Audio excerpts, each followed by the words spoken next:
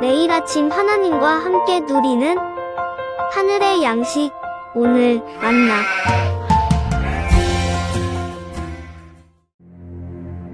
바벨론 벨사살 왕 원년에 다니엘이 그의 침상에서 꿈을 꾸며 머릿속으로 환상을 받고 그 꿈을 기록하며 그 일의 대략을 진술하니라.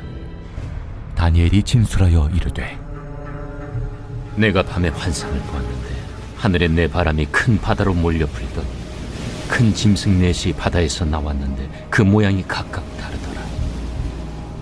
첫째는 사자와 같은데 독수리의 날개가 있더니 내가 보는 중에 그 날개가 뽑혔고 또 땅에서 들려서 사람처럼 두 발로 서게 함을 받았으며 또 사람의 마음을 받았더라. 또 보니 다른 짐승 곧 둘째는 곰과 같은데 그것이 몸 한쪽을 들었고 그 입에 이 사이에는 새 갈빗대가 물렸는데 그것에게 말하는 자들이 있어 이르기를 일어나서 많은 고기를 먹으라 하였더라. 그 후에 내가 또 본즉 다른 짐승 곧 표범과 같은 것이 있는데 그 등에는 새의 날개 넷이 있고 그 짐승에게 또 머리 넷이 있으며 권세를 받았더라. 내가 밤 환상 가운데 그 다음에 본 넷째 짐승은 무섭고 놀라우며 또 매우 강하며 또 쇠로 된 큰 이가 있어서 먹고 부서뜨리고 그 나머지를 발로 밟았으며 이 짐승은 전의 모든 짐승과 다르고 또 10뿔이 있더라. 내가 그 뿔을 유심히 보는 중에 다른 작은 뿔이 그 사이에서 나더니 첫 번째 뿔 중에 셋이 그 앞에서 뿌리까지 뽑혔으며 이 작은 뿔에는 사람의 눈 같은 눈들이 있고 또 입이 있어 큰 말을 하였더라. 내가 보니 왕자가 놓이고 옛적부터 항상 계신 이가 좌정하셨는데 그의 옷은 희기가 눈 같고 그의 머리털은 깨끗한 양의 털 같고 그의 보좌는 불꽃이요 그의 바퀴는 타오르는 불이며 불이 강처럼 흘러 그의 앞에서 나오며 그를 섬기는 자는 천천히요 그 앞에서 모셔 선 자는 만만이며 심판을 베푸는데 책들이 펴 놓였더라. 그때 내가 작은 뿔이 말하는 큰 목소리로 말미암아 주목하여 보는 사이에 짐승이 죽임을 당하고 그의 시체가 상함받아 타오르는 불에 던져졌으며 그 남은 짐승들은 그의 권세를 빼앗겼으나 그 생명은 보존되어 정한 시기가 이르기를 기다리게 되었더라. 내가 또 밤 환상 중에 보니 인자 같은 이가 하늘 구름을 타고 와서 옛적부터 항상 계신 이에게 나아가 그 앞으로 인도되며 그에게 권세와 영광과 나라를 주고 모든 백성과 나라들과 다른 언어를 말하는 모든 자들이 그를 섬기게 하였으니 그의 권세는 소멸되지 아니하는 영원한 권세요 그의 나라는 멸망하지 아니할 것이니라. 바벨론의 마지막 왕이었던 벨사살이 바벨론의 왕이 되었던 그 첫 해에 다니엘은 그의 침상에서 꿈을 꾸었습니다. 다니엘은 꿈을 통한 환상을 기록하였고 그 내용을 본문을 통해 진술하고 있는 것이죠. 그는 꿈속에서 서로 모양이 다른 큰 짐승 4마리를 보았습니다. 4절 말씀을 보면 첫 번째 짐승은 사자와 같은데 독수리의 날개를 가지고 있습니다. 5절 말씀을 보면 두 번째 짐승은 곰과 같았다라고 말씀하고 있죠. 6절 말씀에 세 번째 짐승은 표범과 같은데 그 등에는 4개의 날개를 가지고 있습니다. 7절 말씀에 네 번째 짐승은 무섭고도 매우 강한 짐승이라고 표현하고 있죠. 큰 이가 있어서 먹고 부서뜨리고 발로 밟기까지 합니다. 17절 말씀을 보니까 이 다니엘이 보았던 4마리의 큰 짐승은 장차 세상에 일어날 4명의 왕과 나라를 가리킨다 라고 말씀하고 있죠. 다니엘은 하나님께서 장차 일으키실 그 나라와 또 그 왕이 누구인지 정확히 알 수는 없었지만 미래에 이루어질 세상의 역사를 하나님께서 꿈과 환상을 통해 자기에게 계시하고 있다라는 것을 알고 있었습니다. 다니엘은 앞서 다니엘서 2장을 통해 바벨론의 느부갓네살 왕이 꿈을 통해 보았던 한 큰 신상에 대하여 해석해주며 장차 일어날 장래의 일을 하나님께서 분명히 말씀하고 또 계시하고 있었다라는 것을 알고 있었습니다. 느부갓네살 왕이 보았던 큰 신상에 대한 결국이 어떠했습니까? 영원할 것 같았던 세상의 나라는 결국 멸망하지만 하나님은 예수 그리스도를 통해 하나님의 나라를 세우실 것이고 그의 나라와 통치는 영원할 것임을 말씀하였죠.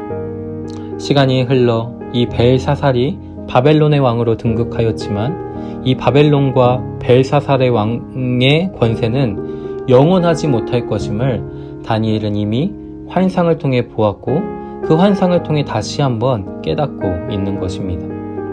독수리의 날개를 가졌던 사자와 같은 나라도 갈빗대 3개를 물고 있었던 곰과 같은 나라도 등에 4개의 날개를 가진 표범과 같은 나라도 큰 이로 먹고 부서뜨리고 발로 짓밟는 그 무섭고도 강한 나라도 결국은 어떻게 됩니까?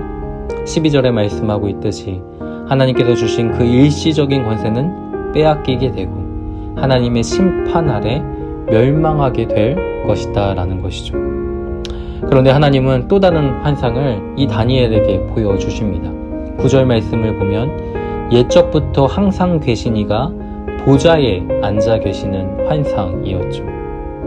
옛적부터 항상 계시니가 누구를 가리킵니까? 어제도 계시고 오늘도 계시며 영원토록 계시는 하나님을 가리키는 것이죠. 하나님은 창조주로 또 심판자로 모든 만물을 통치하고 다스리시는 분이십니다. 13절 말씀을 보면 다니엘은 환상 중에 인자와 같은 이를 주목하여 보게 됩니다.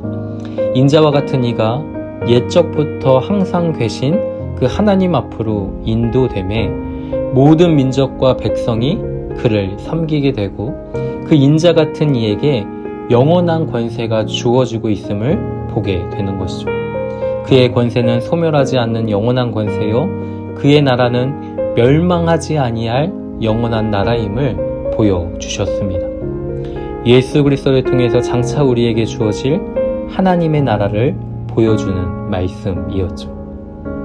바벨론의 통치와 그 후에 일어날 세상 나라의 권세 아래 백성들이 겪는 수난은 정말 이루 다 말할 수 없는 큰 고통이었을 겁니다. 정권이 바뀌고 또 나라가 바뀌면 지금보다는 낫겠지라는 기대가 생기는 것이죠. 아주 좋아지지는 않더라도 지금보다 더 나빠지지는 않았으면 좋겠다라는 생각과 기대가 우리의 마음에 자리합니다.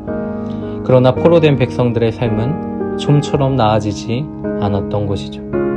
고국으로 돌아왔지만 달라진 것은 크게 없어 보입니다. 사는 게 조금이라도 나아져야 그나마 견딜 수 있는 힘이 생기는데 갈수록 더 힘들어지니 힘이 빠지고 두려운 것이죠. 우리의 삶은 어떠합니까? 살기 좋고 모든 것이 편리해졌다라고는 하나 삶의 고통은 여전하고 하루하루 숨을 쉴 수 있는 여유를 찾는 것조차 어려워진 것이 우리의 현실이 아닙니까? 고난의 연속이죠. 고난은 끝이 없어 보입니다. 도대체 무엇을 소망하며 살아야 합니까? 내일은 오늘보다 조금 더 나을 것이라는 그 막연한 소망으로 하루하루를 견디고 살아가고 있는데 정작 나아지지 않고 더 힘들어진다면 우리는 무슨 희망을 가지고 이 세상을 살아갈 수 있겠습니까? 그런데 하나님은 다니엘의 꿈과 환상을 통해 세상의 통치와 권세에 주목되었던 우리의 시선을 돌려 예수 그리스도를 통해 세우신 하나님의 나라를 바라보도록 우리를 인도하여 주시는 겁니다. 믿음의 선진들의 삶을 한번 기억해 보십시오. 노아는 보지 못하는 것을 보았기에 방주를 지었습니다. 아브라함은 보지 못하는 것을 보았기에 갈 바를 알지 못하고도 고향을 떠났고, 모세는 보지 못하는 것을 보았기에 애굽의 금은 보화보다 그리스도를 위하여 받는 고난을 더 귀한 것으로 여겼던 것이죠. 앞으로 우리의 삶이 더 괜찮아질 것이고 더 나아질 것이라는 말이 잠시 잠깐 우리의 마음에 위로가 될 수 있을지도 모릅니다. 하지만 예수 그리스도를 통한 영원한 하나님의 나라가 내 안에 있다라는 사실이 우리에게는 더 큰 위로와 소망이 되는 것이죠. 성도는 이 세상에서 조금 더 나은 삶을 추구하는 자들이 아니라 바로 하나님의 나라인 본향을 사모하며 살아가는 백성이기 때문입니다. 보이지 않는 영원한 것에 주목할 때 이 땅에서의 모든 괴로움과 고통은 소망으로 바뀔 수 있습니다. 하나님의 나라 안에서 우리가 겪고 있는 모든 상황이 해석되고 그 상황 속에 우리의 믿음이 실현되어질 수 있기를 소망합니다.